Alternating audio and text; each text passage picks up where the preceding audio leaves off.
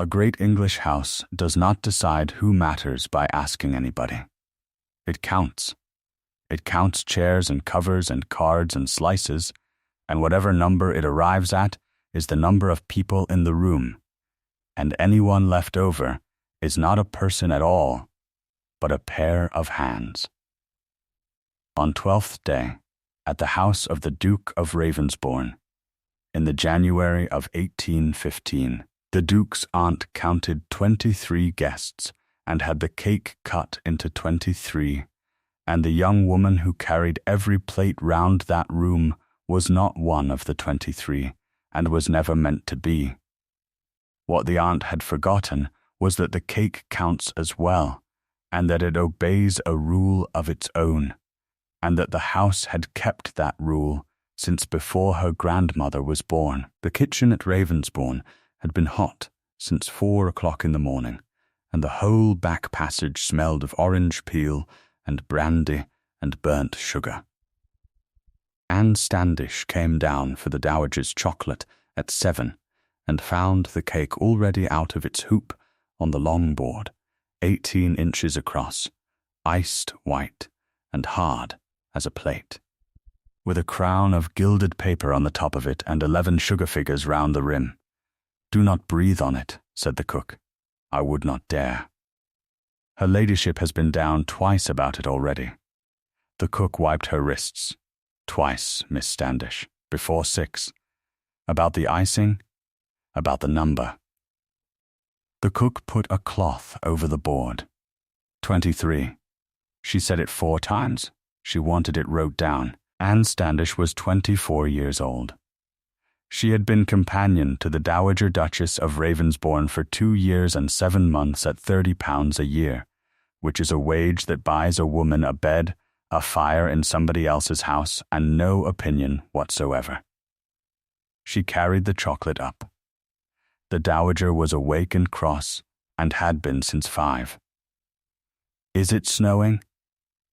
"It is trying, ma'am." "Good. Then nobody will go home early, and I shall have to be pleasant until Thursday." The old woman took the cup in both hands. 23, Sybil tells me. "Who are the 23? "I could not say, ma'am. You could say perfectly well. You wrote out the cards. Then I would rather not say, ma'am." The dowager looked at her over the cup for a moment. 22, and me, she said, and she has put the Farnaby girl at Gideon's left, which is a piece of impudence, because the Farnabys have 4,000 a year and a mill. Well, it is 12th day. Everybody is a fool on 12th day, and the rest of the year we pretend we were not. And who has she put at your Grace's right? Nobody.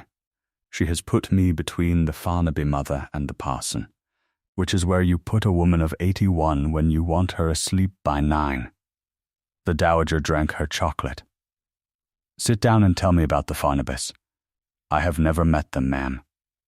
"You wrote their cards. What is the girl called?" "Miss Cecily Farnaby." "And the mother?" "Mrs. Farnaby, ma'am." "Do not be pert with me before 8 in the morning." The old woman set the cup down. "I know exactly what the mother is called. I want to know whether you have understood why they are here. Because if you have not, I shall have to explain it, and I would much rather you got there first." Anne Standish stood with the tray against her hip. "They are here because Miss Farnaby is 19, ma'am, and Miss Ainscombe is 19, and her ladyship has invited both of them so that nobody can say afterwards that she invited only one." "There," said the dowager. "Now, sit down." "I would rather not, ma'am." "Standish, in 31 months you have refused a chair in this room upwards of 400 times, and I have never once believed you, and it has begun to grate. Then I will stand for a different reason, ma'am. If I sit, and her ladyship comes in, we shall both be uncomfortable, and it is I who will be spoken to." The Dowager Duchess looked at her for a moment. "That," she said, "is a great deal more honest than the first answer. Very well. Stand. What is the cake?" 18 inches, ma'am, with a paper crown and 11 sugar figures. 11. She has done 11 since the year my husband died, and I have never had the heart to ask her why. The old woman turned her rings. "And the bean?" "Baked in, ma'am." "Of course it is. It is always baked in. The question, Standish, is where, and if you tell me you do not know, I shall believe you, and I shall also think slightly less of you." "I do not know, ma'am." "No," said the Dowager, with some satisfaction. "But you have wondered." Lady Sybil Anscombe came into the small drawing room at 11, with the list in her hand. She was 55. She was the late Duke's sister, and she had kept Ravensbourne for her nephew since he came into it at 26, and she had done it extremely well and entirely, without payment, and she had never in 9 years been thanked in a way she considered adequate. "Standish, my lady, the cake is cut at 4. You will carry." Lady Sybil turned the list round on her wrist. 23 plates. "You will begin at her grace and go by precedence, and you are never to hurry, and you will not speak while you are doing it." "Yes, my lady." "And you will not take one." Anne kept her face where it was. "No, my lady. I say it because last year Mrs. Pargeter's woman took one off the board in front of the room, and there was a great deal of laughing about it afterwards, and I will not have that in this house." Lady Sybil folded the list. "It is not unkindness, Standish. It is arithmetic. There are 23 guests, and there will be 23 slices, and you are not a guest. You have never been a guest. If I make you one this afternoon, I must make Hollis one at Easter, and then where are we?" "Quite, my lady." "You are very sensible." Lady Sybil went as far as the door and turned. "Do you know, I sometimes think you are the only sensible person under this roof." And Anne Standish said, "Thank you, my lady," because there was nothing else on earth to say, and stood at the window afterwards for rather a long time. At 2 o'clock Anne carried a jug of hot water up the west stair, and found Miss Louisa Anscombe sitting on the top step of it, in a ball gown at 2 in the afternoon. "Miss Anscombe, do not tell my mother I am here." "I will not. She had me dressed at 1. Louisa Anscombe had her arms round her knees, which no 19-year-old in that gown ought to have been able to do. "At 1, Miss Standish. It is 4 hours until the cake. I am to sit still for 4 hours, so that nothing creases. Shall I bring you a book?" I could not read it. She looked up. "May I ask you something rude?" "You may ask." "Is he kind?" Anne Standish stood on the stair with the jug getting cold in her hands. "His Grace is very kind, Miss Anscombe." "That is a servant's answer. It is, and it is also true, and you would not thank me for a better one on a staircase." Louisa laughed at that, and then stopped and put her chin back on her knees. "He has spoken to me 11 times since October," she said. "I have counted. 6 of them were about the weather, and 3 were about the road from Maidstone, and twice he asked whether I should like the window shut. I am not stupid, Miss Standish. I know precisely what my mother is doing, and I know precisely how it will look at midnight, and I know that everybody in that room will think I put myself in his way. And I have not. And I never would, and there is no possible thing I can do about any of it." "No," said Anne. "There is not. You might have told me there was. I might. Would you have believed it?" "No." Louisa wiped her face with the back of her wrist, which is a thing girls in ball gowns are not supposed to do. Everybody in this house lies to me pleasantly all day long, and you have just told me the truth on a staircase, and I find I like it much better, and I cannot think why. Because it is cheaper, Miss Ainscombe. Nobody lies to a person they mean to deal squarely with later. Is that what you think of us? It is what I think of most houses, said Anne Standish. Yours is better than most. Now go down the back, way before somebody sees you sitting on a stair, and let me put this water where it is going. Now the Duke, because he had come down at 9 and had been in the stable yard since, and everything that follows is his to do. Gideon Marchmont was 31, and he had been the 4th Duke of Ravensbourne for 5 years, and he had spent every one of those 5 years discovering how little of his own house was actually his. His aunt ordered it. His aunt's steward ran the home farm. His aunt's list decided who came at Christmas. He had let it happen because she was good at it, and because he had not the smallest idea how to take it back without being a brute about it in front of people who had done nothing wrong. He came in through the gun room at 3:30 with snow on his shoulders and met Anne Standish in the passage with an armful of table linen. Miss Standish. Your Grace, is my aunt in the long drawing room? She is, Your Grace, with the Farnabys. How many Farnabys? 4, and how many of everybody else? 19, Your Grace. He stopped. He put his gloves in his pocket. You have that very quickly. I wrote the cards. 23 then. He looked at the linen in her arms. And you? I am not counted, Your Grace. She had not meant to say it. She heard it come out of her mouth in the flat way a thing comes out when it has been sitting behind the teeth since 11 that morning, and she went straight past him with the linen before he could answer, and he stood in that passage for the better part of a minute, with the snow melting on his shoulders. The cake was cut at 4 in the long drawing-room with the candles already lit, because it goes dark at 3:30 in Kent in January. Miss Hollis carried the board in. Lady Sybil cut it herself, standing, with a blade the length of her forearm, and she cut it into 23, and she counted them aloud as she went, and the room laughed at the counting because the counting is part of the fun on 12th day, and always has been.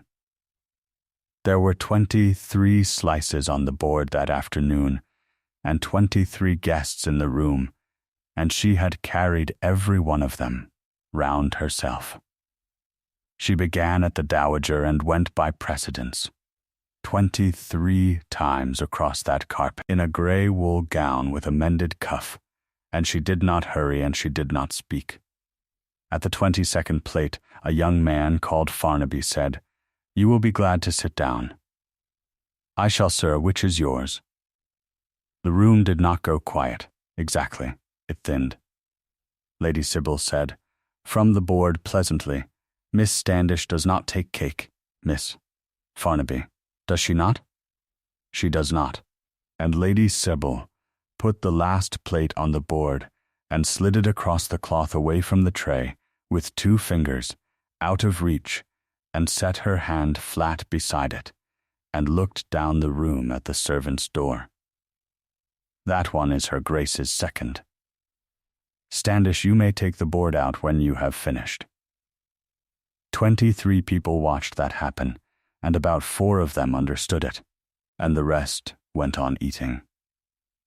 Anne Standish carried the empty board to the servant's door.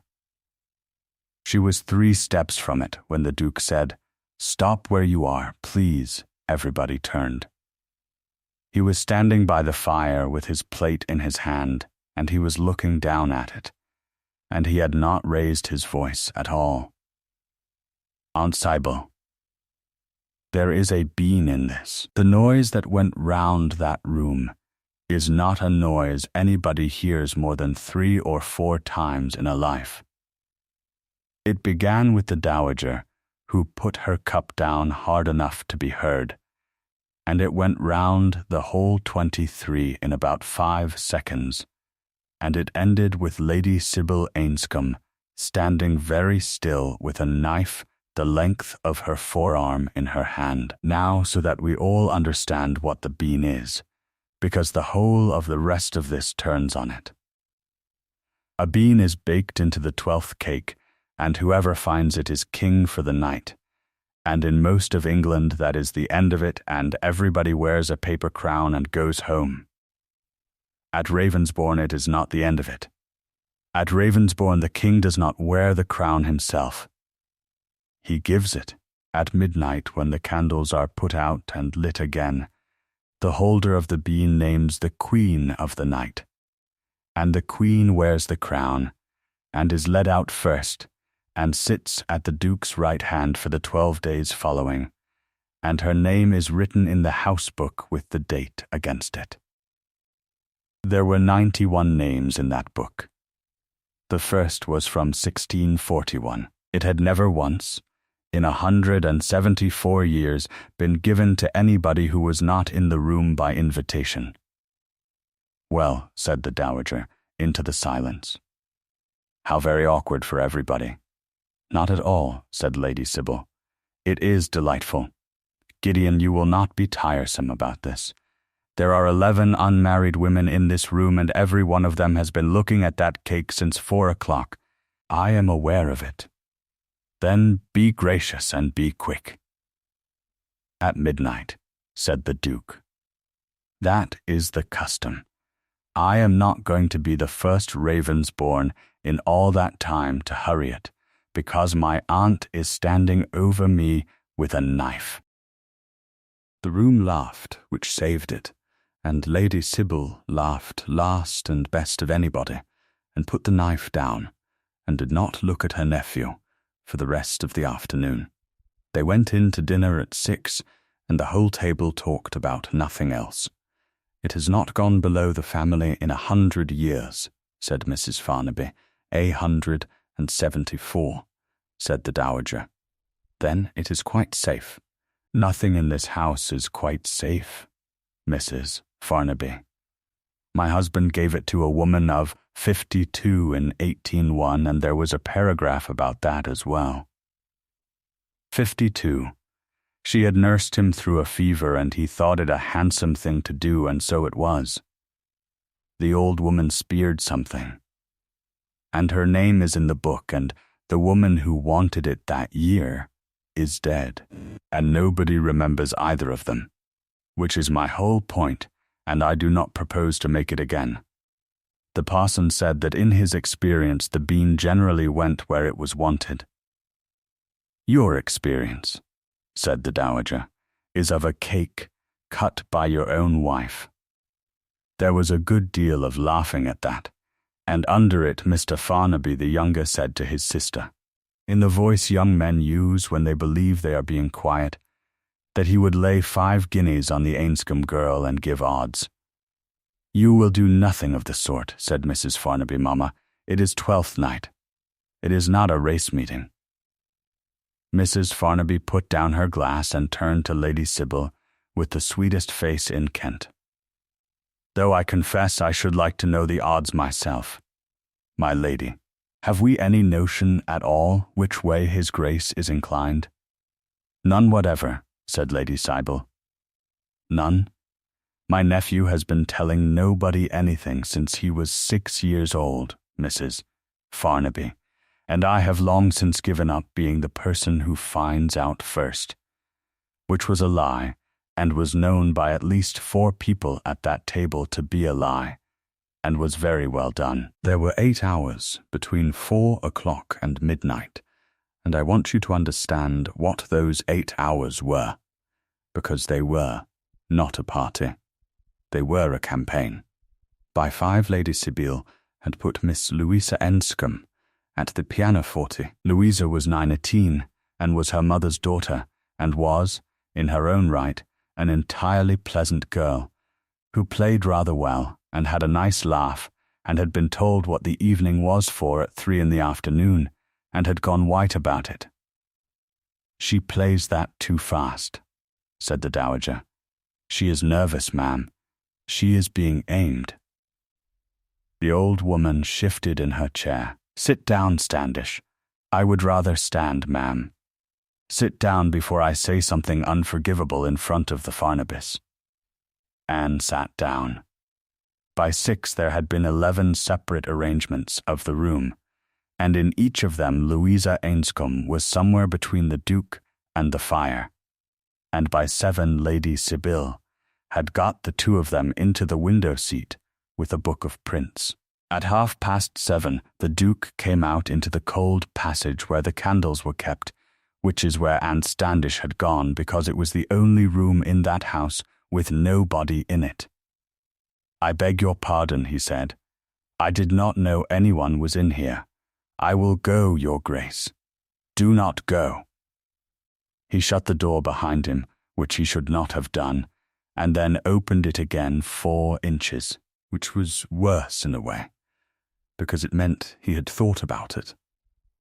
"I have come in here to stand still for 4 minutes, and I would be glad of the company of somebody who is not going to ask me a question.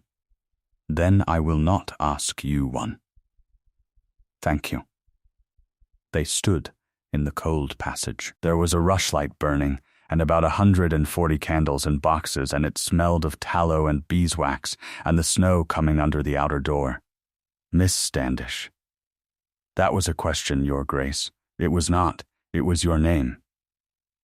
He almost smiled. "Which one of them does my aunt want?" "That is a question." "It is. I withdraw it." He put his shoulders against the wall. "I know which one she wants. I have known since 3 o'clock. What I do not know is what happens to a house when the man who owns it does exactly as he is told at midnight in front of 23 people, and everybody sees him do it." Anne Standish looked at the candle boxes. "May I speak plainly, Your Grace? I wish somebody would." "Then it will not be the naming that does it," she said. "It will be that they will all know she chose. Louisa Anscombe is a good girl, and she will be very handsome about it, and she will sit at your right hand for 12 days, and every soul in this county will say that your aunt got the crown put on her own daughter's head, and they will not say it against you. They will say it about you. That is much worse, and it does not wash off." The Duke was quiet for a moment. "That is the most useful thing anybody has said to me since October." "Then I am glad, Your Grace. You will not tell me what to do instead." "No, Your Grace. Why not?" "Because I am paid £30 a 12-month, said Anne Standish, "and I have a bed in this house that I like very much, and I am not fool enough to put a name in your mouth in a candle passage at that hour." He laughed at that, once, and then stopped laughing, and looked at her in a way that neither of them was prepared for, and Anne said that she was wanted, and went out past him close enough for her sleeve to touch his, and did not touch it. She stood in the still room afterwards, with both hands flat on the shelf, and told herself, in exactly these words, that she was a companion of 24 on a wage of £30, and that this was how women in her position ruined themselves, and that she would not be one of them. At 9, when the carpet was up and the dancing had started, Anne went along to the library to put back a book of prints that had been left in the window seat, and the Duke was standing at the far end of it with his back to the shelves and no candle. "I am not hiding," he said. "I did not ask, Your Grace. You were about to.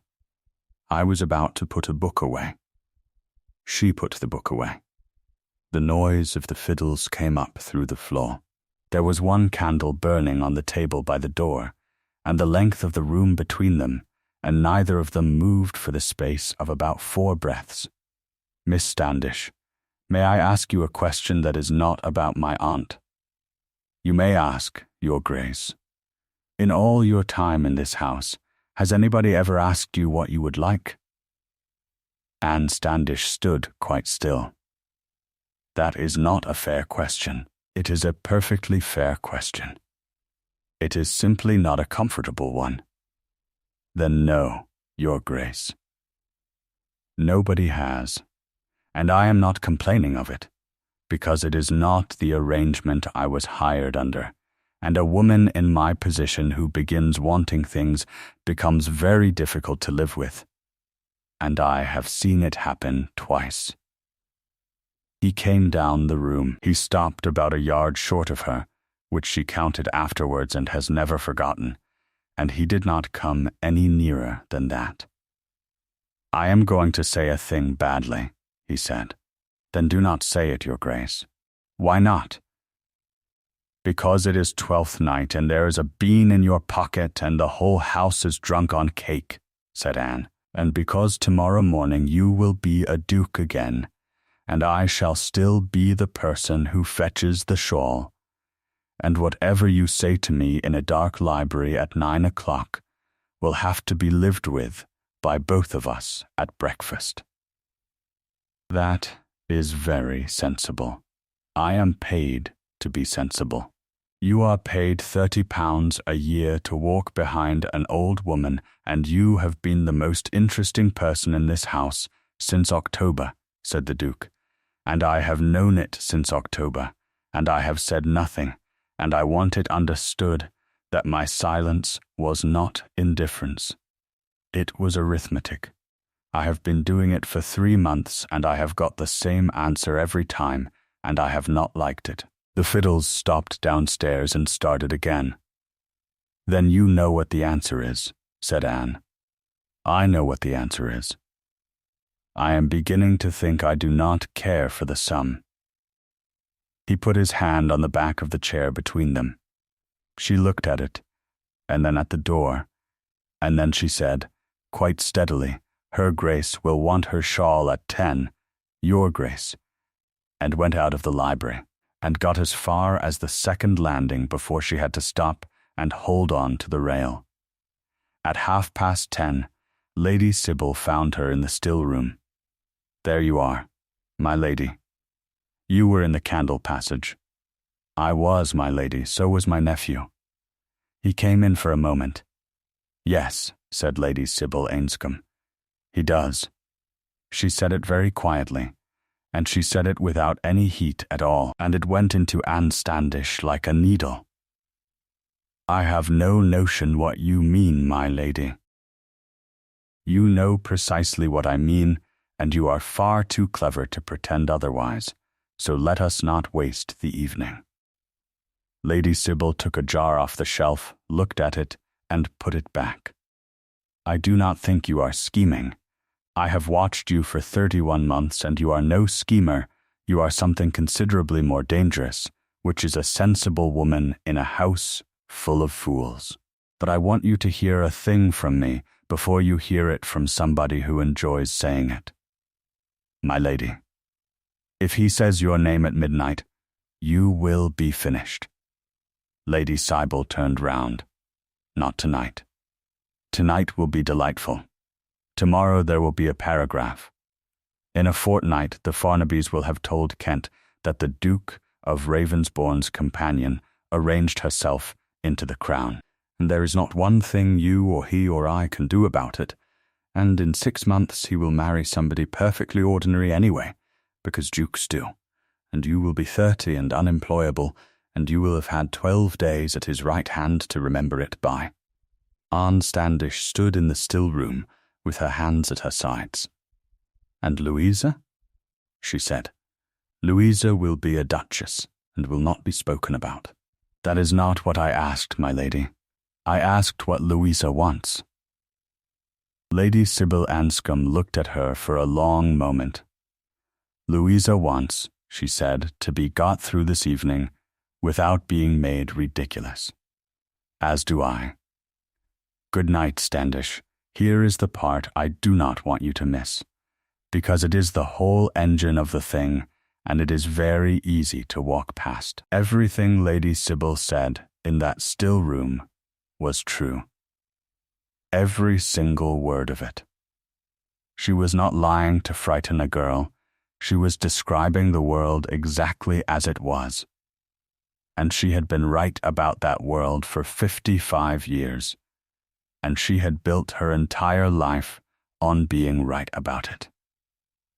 That is what makes her formidable. And it is also exactly why the evening went as it did, because the one thing she never once considered was that a man might be willing to pay the price she had just itemized. At 11:15, Louisa Ainscombe found Anne in the passage outside the drawing room and took her by the wrist, which nobody in that house had done since the day she came to it. "Miss Standish, do something for me, if I can. Tell him not to say my name." Anne looked at her. "I cannot do that, Miss Ainscombe. You can. You speak to him. I have watched you do it twice today, and he answers you as though you were a person, and he answers me as though I were a window that wanted shutting." Louisa's hand was cold. "If he says it, I must be delighted for 12 days in front of my mother. And then he will go up to London in February, and I shall spend the whole spring being asked about it, and it will be perfectly plain to everybody by June that nothing came of it. And I shall be 19 and refused in public without ever having been asked anything. That is very clearly seen for 11:15. I have had 4 hours on a staircase to see it in." Anne Standish put her free hand over the girl's cold one. "I will not tell him what to say," she said. "I would not do it for your mother, and I shall not do it for you. And if I ever begin doing it in this house, I shall deserve everything that is said about me afterwards. But I will tell you a thing for nothing, Miss Ainscombe, and you may do as you like with it. He has not asked one single person tonight what they think he ought to do. Not your mother, not his own. He has been asked 11 times, and he has answered nobody. That is not a man being led anywhere." Louisa let go of her wrist. "Then I am safe," she said, "and I cannot think why that should make me want to cry." "Because being safe and being wanted are two quite different things," said Anne, "and everybody finds it out at 19, and it is horrid, and it passes. Go and dance with the parson's son. He has been trying to reach you since 9, and your mother keeps heading him off. At 9 there had been dancing, and at 10 there were forfeits, and at 11:30 the dowager sent for her nephew." Anne was in the room. She could not be in the room. She was the one who fetched the shawl. "Gideon, sit down." "Ma'am, have you decided?" "I have." "Is it Louisa Ainscombe?" "No." The dowager put her hands together in her lap. "Do you know what your aunt has done for this house?" "Every hour of 9 years." "Yes." "And you are going to humiliate her in front of 23 people at midnight." "I am going to name a queen of the night," said Gideon Marchmont, "which is my privilege and not hers, and if she is humiliated by that, then she has been mistaken for 9 years about whose privilege it is, and I would rather she found it out before 23 people than in front of 400 at the next assizes." "That is a very fine speech." "It is not a speech, ma'am. It is a decision." "Then answer me one thing, and be honest, because I am 81, and I shall never ask twice." The old woman leaned forward. "Is it the crown you are giving her, or is it something else you have not the courage to say out loud yet?" The Duke did not answer. "I thought so," said the dowager. "Standish, my shawl. The candles were put out at midnight. That is the custom. Every candle in that room is snuffed, and there is 1 minute of complete dark, and then the footmen relight them from the fire, and the king speaks the name into that dark before the first light comes." 23 people in the black. Somebody's bracelet. Somebody breathing. Lady Sybil Anscombe, standing beside the pianoforte, with her hand on her daughter's shoulder.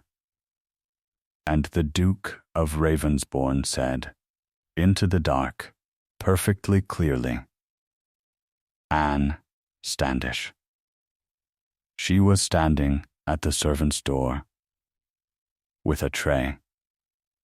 The candles came up, all 90 of them, one from another, in about half a minute, and the light came up on 23 faces turned the same way, and on a woman in grey wool with a mended cuff holding a tray of empty glasses, and nobody in that room said anything at all for what the Farnaby boy afterwards swore was a full quarter of a minute. Then the Dowager Duchess of Ravensbourne began, quite deliberately, to applaud. Well, she said, about time this house did something interesting. Somebody take that tray off the girl. Lady Sybil Anscombe crossed the room. She took the tray herself. She put it on the sideboard, and she turned round, and she said, in a voice that carried perfectly to the far wall, Miss Standish, the crown is by the fire. It is customary for the Queen to be led out by the King, and it is customary for the King's aunt to be the first to wish her joy of it, and I do both with the greatest pleasure in the world. And she meant not one syllable of it, and she said it beautifully, and it saved the evening, and every person in that room understood exactly what it had cost her. My lady, said Anne, I am very sorry. Do not be sorry in public, said Lady Sybil. It is the one thing that cannot be forgiven. Now go and put the crown on. It was not all handsome. It never is. Mrs. Farnaby came up to the crown at 12:15 with a glass in her hand and said, very warmly, that she thought it the most charming thing she had ever seen in her life, and that in her family they had always held that the servants were quite as good as anybody, and that she should tell everyone in Maidstone about it. Thank you, ma'am, said Anne. Not at all. Not at all. Mrs. Farnaby patted her arm twice. And you have been with dear Lady Anscombe how long? With her Grace, ma'am. Getting on for 3 years. 2 years, said Mrs. Farnaby, and to be crowned in the 3rd. Well, I am sure it is all perfectly delightful. She went away, and the Dowager Duchess, who had heard all of it from 4 feet off, said, without moving her head, write that woman's face down somewhere. Standish, you will want it in a fortnight. Ma'am?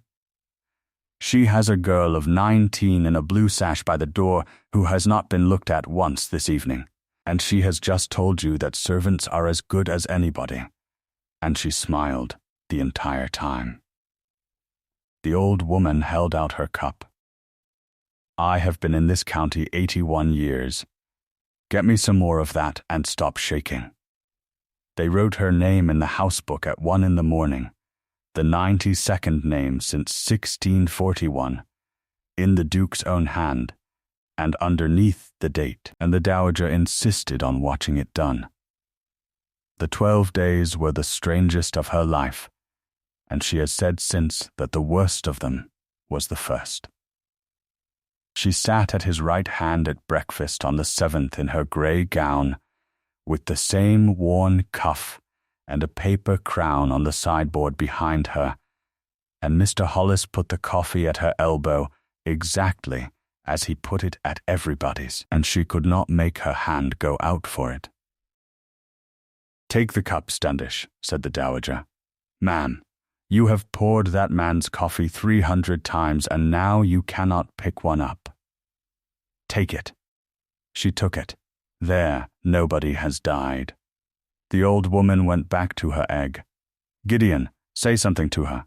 She has been at your right hand for 11 minutes, and you have not opened your mouth once, which is exactly how the Farnabys will tell it in Maidstone. I have not opened my mouth, said the Duke. because everything I can think of to say sounds like a man being kind to a servant, and she would rather I bit my tongue off. Is that true, Standish? It is, ma'am. Then you are both fools, and I must do it for you. The Dowager put down her spoon. Miss Standish, what would you do about the ice house? Ma'am, the ice house. It has been filled from the lower pond for 40 years, and the lower pond has weed in it, and the ice tastes of pond, and it has tasted of pond at every dinner in this house since my husband died, and nobody has ever once done anything about it. You have carried it to table for nearly 3 years. What would you do? Anne Standish set the cup down. I would fill from the mill leat, ma'am, she said. It runs clean, and it freezes harder because it is moving, and it is 900 yards further, which is 2 extra days of carting in a hard week, and the carter would want paying for it and would grumble, and the ice would be worth eating. There was a small silence at that table. 900 yards, said the Duke. Give or take, Your Grace. How do you know that? Because I have walked to the Leat and back on my afternoon every Sunday for 2 years, said Anne, and I count. Of course you do, said Gideon Marchmont, and he was smiling at his plate, and Mrs. Farnaby, at the far end of the table, saw him do it and put down her knife. The paragraph appeared in the Kentish paper on the 11th of January, and it was worse than Lady Sybil had said it would be, because it did not name anybody. It simply observed that at a certain great house in the west of the county, the 12th Knight crown had this year been bestowed below stairs, and that the family were to be congratulated on their liberality. Anne read it standing up in the breakfast room. Put it down, said the Dowager. I have read it, ma'am. Then put it down and eat something, because you have not eaten since Thursday, and I refuse to have a companion who faints. The old woman pushed the toast across. Do you want to know what I think? Very much, ma'am. I think somebody in this house sent it. Anne put the paper down. Not Sybil, said the Dowager. Sybil would not. Sybil would fight you in the middle of the drawing-room with a knife in her hand and let the whole county watch, but she would not do it in a newspaper. And if you ever accuse her of it in my hearing, I shall be extremely angry with you. Then who, ma'am? That, said the Dowager Duchess, is the question. And I am 81, and I intend to enjoy it. The Dowager found out on the 15th, by the direct method of writing to the proprietor of the paper and asking him, and by being 81 and a duchess, which in Kent in 1815 was very nearly as good as a warrant. She had Anne fetched up before breakfast and put the answer on the table. Read it. Anne read it. It came from Maidstone, she said. It came from Maidstone in a woman's hand with 3 guineas in the same envelope, which is more than that paper is paid for a paragraph in a month. The Dowager sat back. Now say the name and let us have it in the room. Ma'am, I had rather not guess. You are not guessing. You have known since the 11th, and so have I, and the reason neither of us has said it aloud is that she has 4,000 a year and a mill, and we should both look extremely spiteful. The old woman rapped the table. Say it. Mrs. Farnaby, Mrs. Farnaby, said the Dowager Duchess, who brought a daughter here in a blue sash and went home on the 8th with nothing, and who understood on 12th night considerably faster than my own sister-in-law did, that the way to get a companion out of this house is not to quarrel with her. It is to be charming to her face, and put 9 lines in a newspaper. Anne stood with the letter in her hand. What will you do, ma'am? Nothing whatever. Ma'am? If I answer it, there are 2 paragraphs instead of 1, and the second is about a furious old woman. If Gideon answers it, there are 4. The dowager took the letter back and folded it. I shall keep this in my desk for 11 years, and I shall be exquisitely pleasant to that woman at every assembly in this county until she cannot bear to be in a room with me. And on the day her daughter is married, I shall send a very handsome present. That is how it is done, Standish, and you had better learn it, because you will need it a great deal more than I do. You speak as though it were settled, ma'am. It has been settled since midnight on the 6th, said the dowager. Everybody in this house knows it except my sister-in-law, who will find out on Thursday, and you who are being deliberately stupid about it because you are frightened, and I do not blame you in the least. The 12 days ran out on the 18th of January.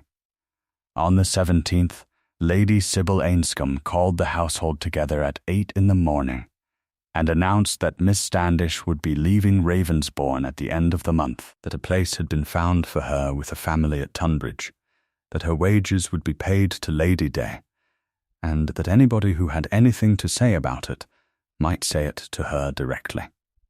She did it in the servants' hall, with the Duke at Canterbury on the bench, and she did it at that hour, so that it would be settled before he came back at 4. Anne Standish went up to the dowager's room afterwards and found the old woman already dressed, which had not happened in 2 years. Sit down. Ma'am, I think I ought to go. Of course you think that. You have been trained to think it since you were 16. The dowager put her stick across her knees. Now tell me the truth about your father, because I have never asked, and you have never said, and I shall need it before 4 o'clock. Anne Standish sat down. My father was a physician at Lewes, she said. He was a good one. He went bail for his brother in 1809 for £1,100, and his brother went to Antwerp and did not come back. And my father paid it, and then he could not pay the rest, and he died in the spring of 1811 of nothing in particular except that. And my mother a year after.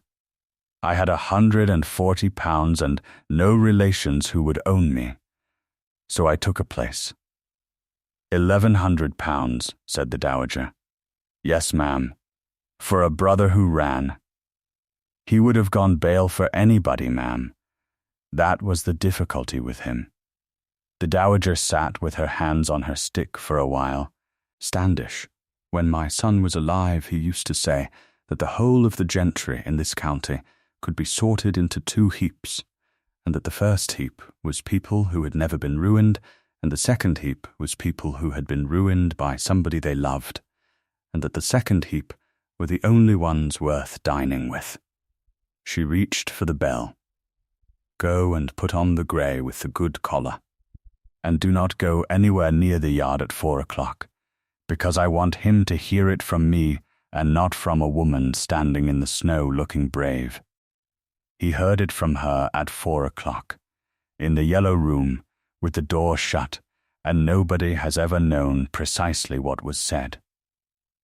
What is known is that at 4:30 the Duke came out of that room, crossed the hall, and asked Mr. Hollis where Lady Sybil was, and was told the still room, and went there, and Anne Standish was in the still room, because she had been sent there by the dowager at 4:20 on an errand that did not exist, and she has always maintained that the old woman did it on purpose, and the old woman never denied it. Aunt Sybil. Gideon, you have dismissed Miss Standish. I have arranged a very good place for her at Tunbridge, with a family of £4,000 a year, which is more than she will ever get again, and I have done it in a week, and I did it because you have put her in a position where she cannot stay in this house without being talked about for the rest of her life. Lady Sybil did not turn round from the shelf. You may thank me at your leisure. I am not going to thank you. No, you are going to be 23 years old at me for a quarter of an hour, and then you will go up to London in February, and I shall still be here. I am 31, said the Duke. You are behaving as though you were 23. Very possibly. He put his hands behind his back. Aunt, in 9 years you have never once been wrong about this county. And you are not wrong now, and I want that said in front of a witness before I say the rest. Everything you told her in this room on 12th night was true. There will be a paragraph. There has been a paragraph. It will not wash off. Then you understand me. I understand you perfectly. I simply do not agree that the price is too high, and that is not the same as not knowing what it is. Lady Sybil Ainscombe turned round at last. You mean to marry her? I mean to ask her, said Gideon Marchmont, in front of you, in about a minute, because she is standing behind that door with a jar of my grandmother's quince in her hands, and has been since I came in, and because if I do it privately somebody will say afterwards that I was managed into it, and I will not have that laid at her door. There was a very long silence in the still room. Open the door then, said Lady Sybil, and Gideon, do it properly. If it is worth ruining a whole winter for, it is worth doing on your feet with your hands out of your pockets. He asked her on his feet, with his hands out of his pockets. Miss Standish, Your Grace, I have made your life a great deal harder in 11 days, and I am about to make it harder still. And I would like you to hear the whole of it before you answer. He did not come any closer, which she noticed. You will be talked of. The paragraph will follow you into every drawing-room in this county for 2 years and probably 5. Half the people who dine here will believe you contrived it, and they will be pleasant to your face all your life, and you will always know. My aunt has told you all of this already, and she was right about every word. She was.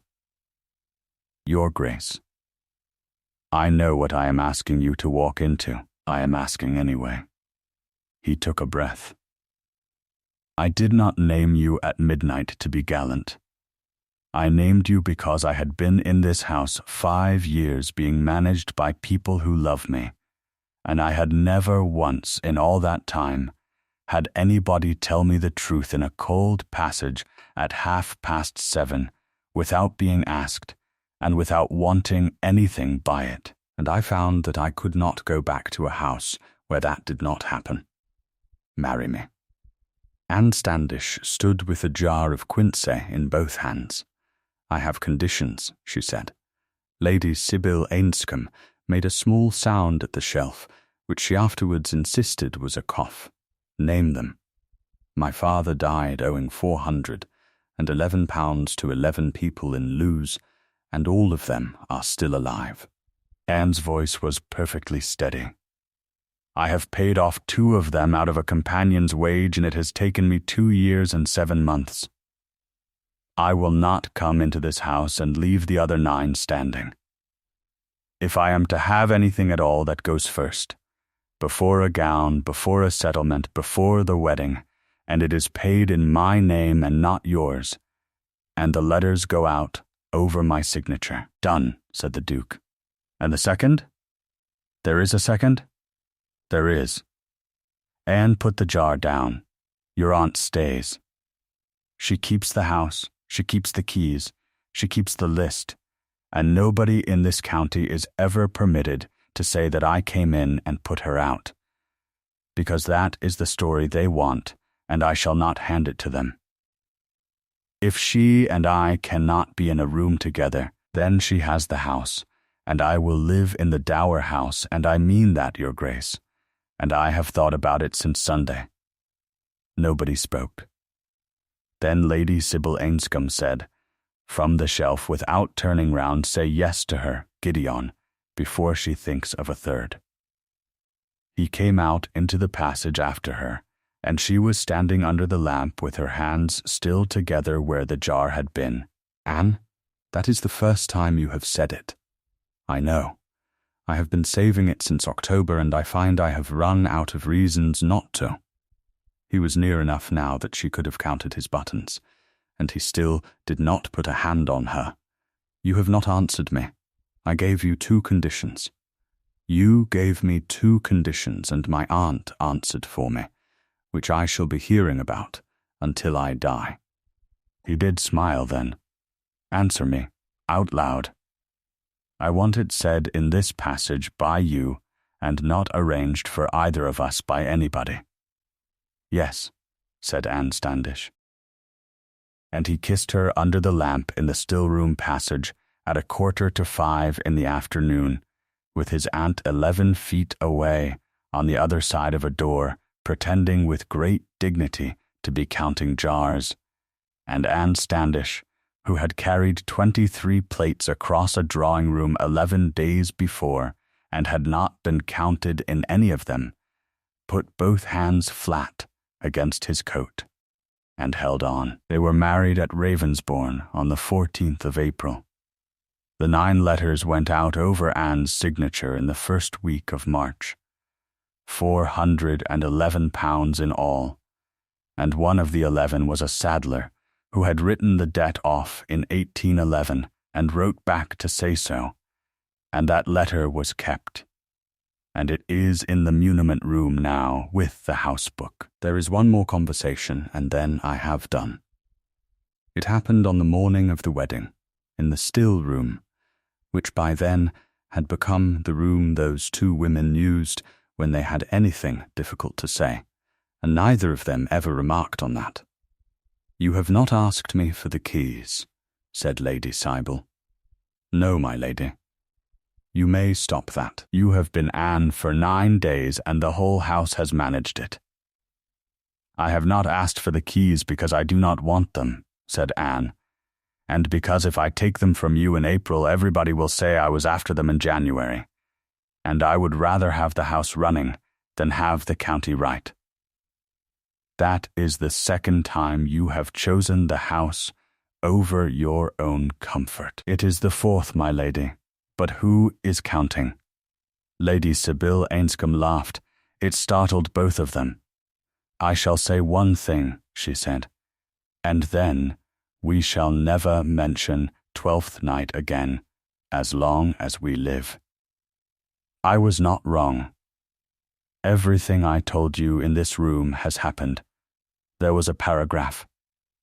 It has not washed off. It will not wash off in your lifetime, and there will be women at every assembly in this county for the next 20 years who will be perfectly charming to you, and will say what they like in the carriage home. I know it. What I was wrong about, said Lady Sybil, is that I thought a man would count the cost and then not pay it, because that is what every man I have ever known has done, including my husband, and I have been 55 years arranging the world on that one assumption. She straightened a jar that did not need it. It is a very disagreeable thing to find out at my age that the assumption was mine and not the world's.